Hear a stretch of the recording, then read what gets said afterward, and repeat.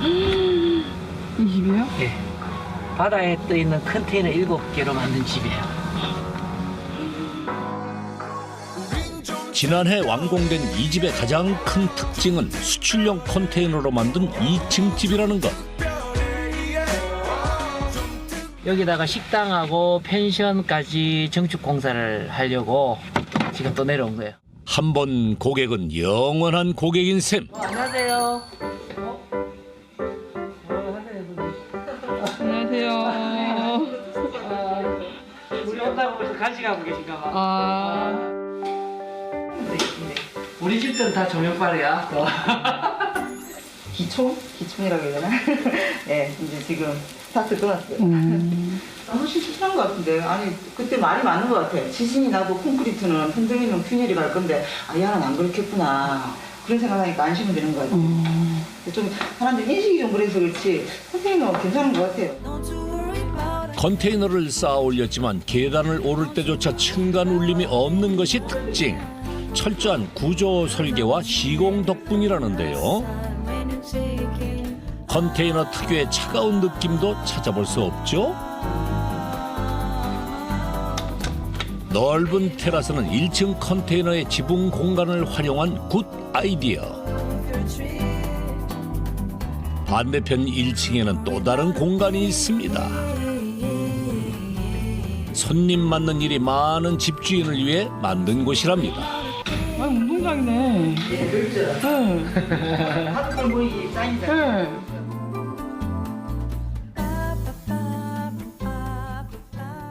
단기간에 집이 완공되니까 그건 너무 좋았고요. 대표님이 좋으셔서 그런지 모르겠지만 어떤 부분에 대해서 좀 얘기를 하면은 즉각즉각 이렇게 대처가 되니까 그게 또 좋았고요.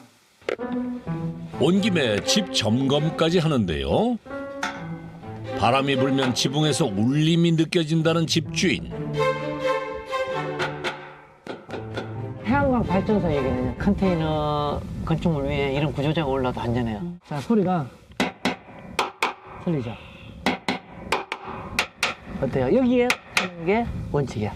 여기에는 400톤을 타도 괜찮아요. 몇백 톤. 여기 기둥 하나가 최소 100톤 이상을 견디거든요. 근데 이쪽에 타는 게 가장 최선의 방법이었는데 이 가벼운 트럭이 올라와 있으니까 이거 하거든요. 예, 일반적인 건축을 하는 분들이 이 컨테이너 구조 해석을 못해요.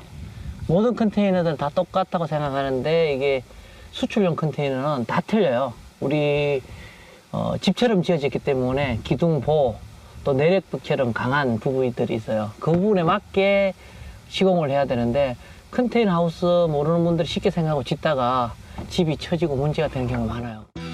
지붕 위 구조물을 단단하게 고정시킬 받침대를 준비. 아직은 낯선 컨테이너 건축 때문에 사소한 문제라도 나서서 해결하려는 건데요. 드디어 보수 작업이 끝났습니다. 어우, 완전 틀려. 원리 없어. 나중에 망치를 처음 알아와서. 이제 바람 부는 날에도 끄떡 없겠죠? 창고용 컨테이너를 포함해 총 7개의 수출용 컨테이너를 사용. 약 2개월 만에 완성된 전원주택. 집주인의 생활 패턴과 목적에 맞는 맞춤형 집이라는 게 장점이라는데요. 보면 볼수록 더 알고 싶은 컨테이너 하우스. 그래서 찾아온 곳은 바로 여기는 우리 사무실입니다. 네. 지금 컨테이너 안에 들어오신 거예요. 완전 카페 같아요. 독특한 개성이 가득한 그런 사무실이에요. 이거 직접 만드신 거예요? 네, 직접 만든 건물이죠. 1층은 사무실 겸 모델하우스로 사용하는데요. 앞서 본 전원주택들과 다른 점이 하나 더 있다고 합니다. 컨테이너만 사용한 게 아니라 H빔 철골과 철근 콘크리트까지 혼합했다는 것. 컨테이너 건축의 한계 어디까지인가요? 음식의 맛을 좌우하는 게 재료인 것처럼 컨테이너 건축의 핵심은 바로 컨테이너. 흔히 아는 일반 컨테이너가 아니라 선박에 싣는 수출용 컨테이너만 고집합니다. 2019년 7월. 이제 불과 한 4개월 차 된 컨테이너입니다. 저희가 이제 새 컨테이너이기 때문에 혹시나 해외에서 들어오는 과정에서 문제가 있나 없나 제가 이제 혹시 검수도 하죠. 안전을 위해 꼼꼼하게 살피는데요. 건축 자재도 많은데 왜 굳이 운송용 자재인 수출용 컨테이너로 건물을 만드는 걸까요? 건물은 무겁잖아요. 무겁고 또 튼튼해야 되는데 이 수출용 컨테이너가 한 400톤 가까이 견디다 보니까 그래서 가능하지 않을까 이렇게 생각해요. 보통 이동주택들이 농막이라든지 간단한 건물을 많이 지어요. 무게를 줄이기 위해서. 근데 우리 이제 해상용 컨테이너 같은 경우는 위로 쌓을 경우에 400톤까지도 견디다 보니까 가능하죠. 여기에 이제 오리지널 컨테이너를 주택으로 만들어 놓은 타입이에요. 들어보시면. 좁잖아요. 이게 이제 단열이 150씩. 우리 건축은 미리니까 15cm 생각하시면 돼요. 150, 150 하면 내경이 2층밖에 안 돼, 2m. 그래서 여기 화장실까지. 집으로 만들었을 때 보이는 단점은 이게 이제 기존 컨테이너, 수출용 컨테이너의 스펙이에요. 좁고 답답하죠, 그죠? 규격화된 크기 때문에 단독으로 집처럼 사용하긴 불편하다는 것. 연구 끝에 컨테이너 폭을 확장하는 기술을 개발했습니다. 컨테이너 바닥판을 제거하자 서서히 드러나는 철골 구조물. 1200도 이상의 고온으로 절단하는데요. 그냥 자르면 되는 거 아닌가요? 그냥 자르면 수평도 안 맞는 부분도 있고 지붕에 물이 쳐진 부분도 있고 또 2층을 못 쌓는 것도 있고 각 부위별로 조금 숙련된 기술하고 노하우가 필요해요. 모든 공정을 꼼꼼하게 하지만 유독 신경 쓰는 일이 있다고 합니다. 중요한 일 있으세요?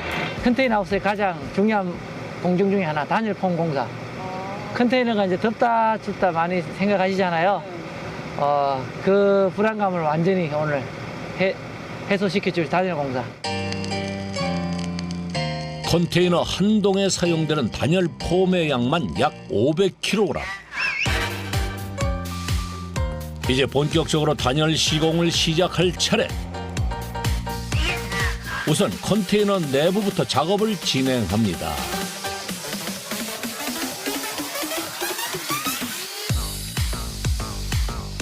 뿌리자마자 순식간에 부풀어 오르는 단열 폼.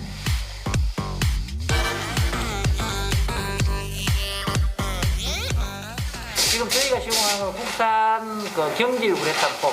기밀성도 좋고 소음도 많이 차단되고요. 단열 성능도 상당히 좋지만 무엇보다도 화재에 강한, 화재에 굉장히 강한 성분을 지닌 우레탄 폼입니다. 불을 붙여도 저절로 꺼집니다. 단열도 되고 화재 예방도 되니 일석이조네요. 건물은 안전해야 한다는 신념 때문에 가장 좋은 재료를 아낌없이 쓴다는데요. 촬영을 하는 PD의 열정도 덩달아 치솟고 괜찮으세요? 네. 여기 원래 어떤 분은 없었는데. 여기 한번 좀. 어디요? 아니. 여기요?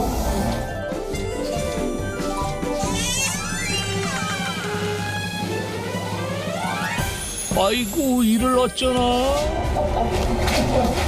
뜻하지 않은 카메라 단열 시공. 15cm 정도 두께로 부푼 단열폼은 금세 굳는데요. 내부 작업이 끝나면 빼먹지 말고 해야 할 곳이 있습니다. 바로 컨테이너의 바닥 부분. 땅에서 올라오는 찬 기운을 막기 위해선 바닥 단열 시공은 필수입니다.